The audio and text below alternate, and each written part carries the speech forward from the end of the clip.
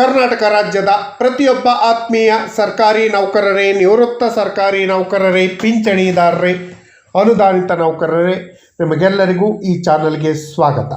ಈ ದಿನ ಒಂದು ವಿಶೇಷವಾದ ಸುದ್ದಿಯನ್ನು ತೆಗೆದುಕೊಂಡು ಬಂದಿದ್ದೀನಿ.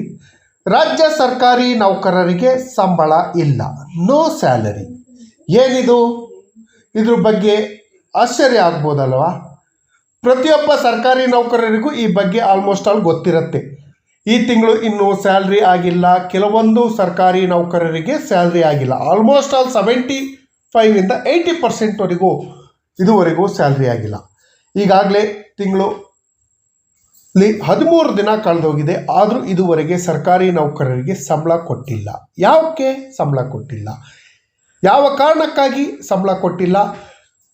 ಪ್ರತಿ ತಿಂಗಳು ಇದೇ ರೀತಿ ಸಂಬಳ ಲೇಟ್ ಆಗತ್ತಾ?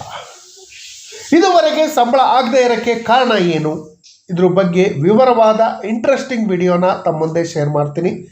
ಈ ಮಾಹಿತಿಯನ್ನು ತಮ್ಮ ಮುಂದೆ ಶೇರ್ ಮಾಡೋದಕ್ಕಿಂತ ಮುಂಚಿತವಾಗಿ ಯಾರ್ಯಾರು ಈ ಚಾನಲ್ಗೆ ಸಬ್ಸ್ಕ್ರೈಬ್ ಆಗಿಲ್ಲ, ದಯವಿಟ್ಟು ಕೆಳಗಡೆ ಕಾಣ್ತಾ ಇರೋಂಥ ಸಬ್ಸ್ಕ್ರೈಬ್ ಬಟನನ್ನು ಒತ್ತಿ, ಬೆಲ್ ಐಕನನ್ನು ಕ್ಲಿಕ್ ಮಾಡಿ, ಆಲ್ ಅಂತ ಮಾಡಿ. ನೀವು ಫೇಸ್ ಮಾಡ್ತಾ ಇರೋಂಥ ಎಲ್ಲ ಪ್ರಾಬ್ಲಮ್ಗಳನ್ನು ಲೀಗಲ್ ಆಗಿ ಸಾಲ್ವ್ ಮಾಡ್ಕೊಳ್ಳೋಕ್ಕಿರೋಂಥ ಉತ್ತಮ ವೇದಿಕೆಯಾದ ಸರ್ಕಾರಿ ನೌಕರ ಮಿತ್ರ ಯೂಟ್ಯೂಬ್ ಚಾನಲ್ಗೆ ಜಾಯ್ನ್ ಆಗಿ. ಸ್ನೇಹಿತರೆ, ಕರ್ನಾಟಕ ರಾಜ್ಯದಲ್ಲಿ ನಿಮಗೆಲ್ಲರಿಗೂ ಗೊತ್ತಿದ್ದಂಗೆ ಸುಮಾರು 7-7.5 ಲಕ್ಷ ಸರ್ಕಾರಿ ನೌಕರರಿದ್ದಾರೆ. ಅದ್ರ ಜೊತೆಯಲ್ಲಿ ಒಂದು 3 ಲಕ್ಷ ನಿಗಮ ಮಂಡಳಿ ನೌಕರರು, ಅನುದಾನಿತ ನೌಕರರು ಇರ್ಬೋದು. ಸರ್ಕಾರಿ ನೌಕರರ ಜೀವನದ ಬಗ್ಗೆ ತಮಗೆಲ್ಲರಿಗೂ ಗೊತ್ತಿದೆ. ಪ್ರತಿ ತಿಂಗಳು ಸಂಬಳಕ್ಕೆ ಇಷ್ಟೇ ಅಂತ ಬಜೆಟನ್ನು ಇಟ್ಕೊಂಡಿರ್ತಾರೆ. ಒಂದು ತಿಂಗಳು ಸಂಬಳ ಆಗ್ತಿದ್ದಂಗೆ ತಿಂಗಳ ಪ್ರಾರಂಭದ 5ನೇ ತಾರೀಕೊಳಗೆ ಮನೆ ಬಾಡಿಗೆ ಇರ್ಬೋದು, ಮಕ್ಕಳ ಟ್ಯೂಷನ್ ಫೀಸ್ ಇರ್ಬೋದು, ಮಕ್ಕಳ ಶಾಲಾ ವಾಹನದ ಫೀಸು, ದಿನನಿತ್ಯ ವಸ್ತುಗಳ ಖರೀದಿ, ಡಿಶ್ ಬಿಲ್ಲು, ಅದು ಇದು ಅಂತ ಹೇಳಿ ಖರ್ಚಾಗ್ತಾ ಹೋಗುತ್ತೆ. ಮತ್ತು ಕೆಲವೊಬ್ಬರು ಮನೆಯನ್ನು ಕಟ್ಕೊಂಡಿರ್ತಾರೆ, ಮನೆ EMIಯನ್ನು ಕಟ್ಟಬೇಕಾಗತ್ತೆ. ವೆಹಿಕಲನ್ನು ತೆಗೆದುಕೊಂಡಿರ್ತಾರೆ, ವೆಹಿಕಲ್ನ EMIಗಳನ್ನು ಕಟ್ಟಬೇಕಾಗಿರುತ್ತೆ. ಬ್ಯಾಂಕ್ಗಳು ಇಂಥ ದಿನಾಂಕ ಅಂತ ಹೇಳಿ ಫಿಕ್ಸ್ ಮಾಡಿರ್ತಾರೆ, ಆ ದಿನಾಂಕದಲ್ಲಿ ನಾವು ಕಟ್ಟಬೇಕಾಗತ್ತೆ. ಆದರೆ ನಮಗೆ 1ನೇ ತಾರೀಕು ಸಂಬಳ ಆದಾಗ ಆ ಎಲ್ಲ ನಮ್ಮ ಅಗತ್ಯತೆಗಳನ್ನು, ನಮ್ಮ ಬೇಕು ಬೇಡಗಳನ್ನು ಈಡೇರಿಸ್ಕೊಂಡು ಹೋಗ್ತೀವಿ. ಇದ್ದ ಸಂಬಳದಲ್ಲಿ ಮಿತಿಯಿಂದ ಜೀವನ ನಡೆಸೋದು ಸಹಜ. ತಿಂಗಳು ಕೊನೆ ಆದಂಥ ಸಮಯದಲ್ಲಿ ಸರ್ಕಾರಿ ನೌಕರರ ಕೈಯಲ್ಲಿ ಯಾವುದೇ ಸಂಬಳಗಳು ಇರೋದಿಲ್ಲ, ಸಂಬಳದಲ್ಲಿ ಉಳಿತಾಯವೂ ಕೂಡ ಇರೋದಿಲ್ಲ. ಅದೇ ರೀತಿ 1ನೇ ತಾರೀಕು ಕೊಡಬೇಕಾಗಿರೋಂಥ ಸಂಬಳನ 10ನೇ ತಾರೀಕು, 15ನೇ ತಾರೀಕಾದರೂ ರಾಜ್ಯ ಸರ್ಕಾರ ಕೊಡ್ದಲೇ ಇದ್ದರೆ ಸರ್ಕಾರಿ ನೌಕರರ ಜೀವನದ ಯಾವ ರೀತಿ ಆಗ್ಬೋದು, ದಿನನಿತ್ಯದ ಖರ್ಚು ವೆಚ್ಚಗಳಿಗೆ ಯಾವ ರೀತಿ ಅಡಚಣೆ ಉಂಟಾಗ್ಬೋದು ಅಂತ ತಮಗೆಲ್ಲರಿಗೂ ಗೊತ್ತಿರ್ಬೋದು. ಅಂತಹದೇ ಒಂದು ಪರಿಸ್ಥಿತಿ ಈ ತಿಂಗಳು ಪ್ರಾರಂಭ ಆಗಿದೆ. ಅಕ್ಟೋಬರ್, ಇವತ್ತು 13ನೇ ತಾರೀಕು. 13ನೇ ತಾರೀಕಾದರೂ ರಾಜ್ಯದ ಬಹುತೇಕ ಸರ್ಕಾರಿ ನೌಕರರಿಗೆ ಇದುವರೆಗೆ ಸಂಬಳ ಆಗಿಲ್ಲ.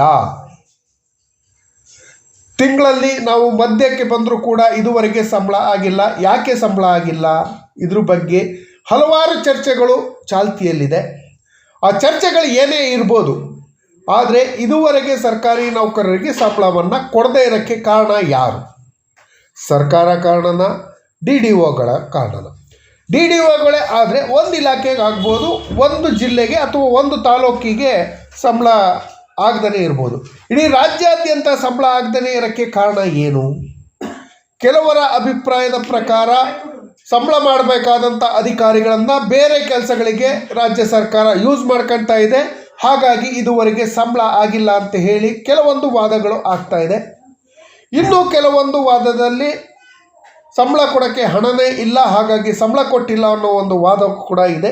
ಅವೆಲ್ಲ ಸತ್ಯನೋ ಸುಳ್ಳೋ ಅನ್ನೋದ್ರ ಬಗ್ಗೆ ಗೊತ್ತಿಲ್ಲ. ಆದರೆ ಇದುವರೆಗೆ ಸಂಬಳವನ್ನು ಕೊಟ್ಟಿಲ್ಲ. ನೌಕರರ ಜೀವನಕ್ಕೆ ಆಧಾರವಾಗಿದ್ದಂಥ ಸಂಬಳವನ್ನು ತಿಂಗಳಲ್ಲಿ ಅರ್ಧ ತಿಂಗಳು ಕಳೆದಾದರೂ ಇದುವರೆಗೆ ಕೊಡ್ತಾನೆ ಇದ್ದರೆ ನೌಕರರ ಜೀವನ ಹೇಗಿರಬೇಕು, ಯಾವ ರೀತಿ ಜೀವನ ಮಾಡಬೇಕು ಅನ್ನೋದು, ದಿನನಿತ್ಯದ ಅಗತ್ಯಗಳಿಗೆ ಹಣವನ್ನು ಹೇಗೆ ಹೊಂದಿಸಬೇಕು ಅನ್ನೋದೇ ಇದಾಗತ್ತೆ.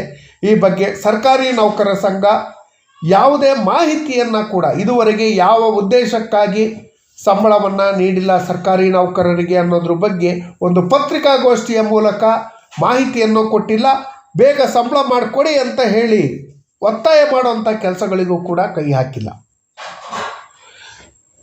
ಕೆಲವೊಂದು ಎ ದರ್ಜೆ ಹಾಗೂ ಬಿ ದರ್ಜೆ ಅಧಿಕಾರಿಗಳಿಗೆ ಹೇಗೋ ಸೇವಿಂಗ್ಸ್ ಇರುತ್ತೆ, ಆ ಸೇವಿಂಗ್ಸ್ ಆಧಾರದಲ್ಲಿ ಅವ್ರ ಜೀವನ ನಡ್ಸ್ಕೊಂಡು ಹೋಗ್ಬೋದು. ಅವರಿಗೂ ಕಷ್ಟ ಆಗುತ್ತೆ, ಯಾಕಂದರೆ ಸಂಬಳ ಕೊಟ್ಟಿಲ್ಲ ಅಂದರೆ ಅವರಿಗೂ ಕಷ್ಟ ಆಗುತ್ತೆ. ತೀರಾ ಕೆಳಮಟ್ಟದ ನೌಕರರಿಗೆ ತುಂಬ ಕಷ್ಟ ಆಗುತ್ತೆ. ಸಿ ದರ್ಜೆ ನೌಕರರು, ಡಿ ದರ್ಜೆ ನೌಕರರು ಸಂಬಳವನ್ನು ನಂಬ್ಕೊಂಡು ಪ್ರತಿಯೊಂದು ರೂಪಾಯಿ ಸಂಬಳಕ್ಕೂ ಅವರು ಖರ್ಚುಗಳನ್ನು ಬರ್ಕಂತ ಈ ತಿಂಗಳು ಬಂದಂಥ ಸಂಬಳದಲ್ಲಿ ಇಷ್ಟಿಷ್ಟೇ ಖರ್ಚು ಮಾಡಬೇಕು, ಇಷ್ಟಿಷ್ಟೇ ಖರ್ಚು ಮಾಡಬೇಕು, ಇಂಥ ಅಗತ್ಯಗಳಿಗೆ ಖರ್ಚು ಮಾಡಬೇಕು ಅಂತ ಹೇಳಿ ಇದು ಮಾಡಿರ್ತಾರೆ. ಆದರೆ 15ನೇ ತಾರೀಕಾದರೂ ಸಂಬಳ ಕೊಟ್ಟಿಲ್ಲ ಅಂದರೆ ಜೀವನ ಹೇಗೆ ಮಾಡಬೇಕು? ಕೆಲವೊಂದು ವಾದದ ಪ್ರಕಾರ ಸರ್ಕಾರಿ ನೌಕರರಿಗೆ ಇದುವರೆಗೆ ಸಂಬಳ ಆಗದೆ ಇರೋಕ್ಕೆ ಕಾರಣ ತಾಂತ್ರಿಕ ಕಾರಣ ಅಂತ ಹೇಳ್ತಾ ಇದ್ದಾರೆ. ಏನದು ತಾಂತ್ರಿಕ ಕಾರಣ? ಇದುವರೆಗೆ ಸಂಬಳವನ್ನು K1 ಖಾತೆಯಲ್ಲಿ ಕೊಡ್ತಾಯಿದ್ರು. ಈಗ K2ಗೆ ಮರ್ಜ್ ಆಗಿರೋದ್ರಿಂದ ಸಂಬಳ ಲೇಟ್ ಆಗ್ತಾ ಇದೆ. ಏನಕ್ಕೆ ಲೇಟ್ ಆಗ್ತಾ ಇದೆ? ಮರ್ಜ್ ಆಗೋದಕ್ಕೆ ಯಾಕೆ ಲೇಟ್ ಆಗ್ತಾಯಿದೆ ಅಂದರೆ, ಕೆಲವೊಂದು ಸರ್ಕಾರಿ ನೌಕರರು ಫೆಸ್ಟಿವಲ್ ಅಡ್ವಾನ್ಸನ್ನು ತೆಗೆದುಕೊಳ್ಳದೇ ಇದ್ದರೂ ಕೂಡ ಅವರು ಫೆಸ್ಟಿವಲ್ ಅಡ್ವಾನ್ಸ್ ತೆಗೆದುಕೊಂಡಂತೆ ಡಾಟಾ ಎಂಟ್ರಿ ಆಗಿದೆ. ಕೆಲವೊಬ್ಬರು KJD ಕಡಿಮೆ ಕಟ್ತಾಯಿದ್ರು, ಜಾಸ್ತಿ ಕಟ್ ಆಗ್ತಾಯಿದೆ. GPF ಜಾಸ್ತಿ ಕಟ್ ಆಗ್ತಿದೆ. ಟೆಕ್ನಿಕಲ್ ರೀಸನ್ನಿಂದ ಒಬ್ಬರು ಅಕೌಂಟಿಂದ ಇನ್ನೊಬ್ಬರು ಅಕೌಂಟಿಗೆ ಆ್ಯಡ್ ಆಗಿದೆ ಅನ್ನೋದು ಒಂದು ವಾದವನ್ನು ಮಂಡಿಸ್ತಾ ಇದ್ದಾರೆ. ಸುಮಾರು 3-4 ವರ್ಷಗಳಿಂದ K2 ಖಾತೆಗಳನ್ನು ನಿರ್ವಹಣೆ ಮಾಡ್ಕೊಳ್ತಾ ಬರ್ತಾ ಅದನ್ನು ಅಭಿವೃದ್ಧಿಪಡಿಸ್ತಾ ಇರೋರಿಗೆ ಈ ಸಮಸ್ಯೆ ಬರಲಿಲ್ವಾ? ತಿಂಗಳ 15ನೇ ತಾರೀಕಿಂದನೇ ನೀವು K1ನಿಂದ K2ಗೆ ಬದಲಾಯಿಸ್ಕೊಂಡಿದ್ರೆ 1ನೇ ತಾರೀಕೊಳಗೆ ನಿಮಗೆ ಏನು ಸಮಸ್ಯೆ ಇದೆ, ಅದಕ್ಕೆ ಏನು ಪರಿಹಾರ ಮಾಡ್ಬೋದು ಅನ್ನೋದು ಗೊತ್ತಾಗೋದು. ಆದರೆ ಇದುವರೆಗೆ ಸಂಬಳ ಕೊಡದೇ ಇರೋದ್ರಿಂದ ರಾಜ್ಯ ಸರ್ಕಾರಿ ನೌಕರರಿಗೆ ತುಂಬ ತೊಂದರೆ ಆಗ್ತಿದೆ. ತಕ್ಷಣ ರಾಜ್ಯ ಸರ್ಕಾರ ನೌಕರರಿಗೆ ಸಂಬಳ ಕೊಡುವಂಥ ಕೆಲಸವನ್ನು ಮಾಡಬೇಕು. ಅದ್ರ ಜೊತೆಯಲ್ಲಿ ಕೇಂದ್ರ ಸರ್ಕಾರ ತುಟ್ಟಿ ಭತ್ಯೆ DAಯನ್ನು 3% DAಯನ್ನು ಕೊಟ್ಟು ಈಗಾಗಲೇ 15 ದಿನ ಆಗ್ತಾ ಬಂತು. ಇದುವರೆಗೆ ರಾಜ್ಯ ಸರ್ಕಾರ ತುಟ್ಟಿ ಭತ್ಯೆಯನ್ನು ಕೊಡುವಂಥ ಕೆಲಸಕ್ಕೆ ಕೈ ಹಾಕಿಲ್ಲ. ರಾಜ್ಯ ಸರ್ಕಾರ ತಕ್ಷಣ ರಾಜ್ಯ ಸರ್ಕಾರಿ ನೌಕರರಿಗೆ 3% DAಯನ್ನು ತಕ್ಷಣ ಕೊಡಬೇಕು. ಮುಂದೆ ದೀಪಾವಳಿ ಹಬ್ಬ ಬರ್ತಾ ಇದೆ. ದೀಪಾವಳಿ ಹಬ್ಬಕ್ಕೆ ರಾಜ್ಯ ಸರ್ಕಾರಿ ನೌಕರರಿಗೆ ಖರ್ಚು ವೆಚ್ಚಗಳಿರ್ತವೆ. ಹಬ್ಬಕ್ಕಾಗಿ ಶಾಪಿಂಗ್ ಮಾಡಬೇಕಾಗತ್ತೆ, ಹಬ್ಬದ ಖರ್ಚುಗಳಿಗೆ ಹಣ ಬೇಕಾಗತ್ತೆ.